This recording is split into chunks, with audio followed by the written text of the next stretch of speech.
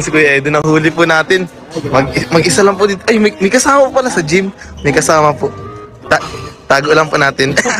Yan, Kuya Eds. Grabe po, gabing-gabi nag-workout ka pa po. Siyempre, kailangan natin lagi kondisyon at siyempre sa vlog, kailangan ma-resistance tayo, maganda sa tao. Siyempre, kapag maganda dapat tingnan lang tayo lagi sa camera.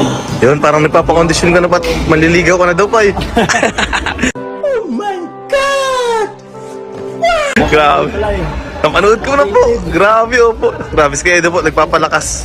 Para pag pananligaw po, malakas talaga masyado. Para maliling sa dito yung guys. Yun, grabe. Grabe. Papkitaan niya yata po ng abs ha. Ano tayo, macho na si Coach eh. Ay, di nanaba lang po ako. Nanaba po ako ngayon.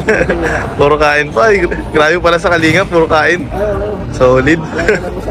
Kaya nga po. Sige, Ens, patapos ka na rin yata. Tapos ka na po.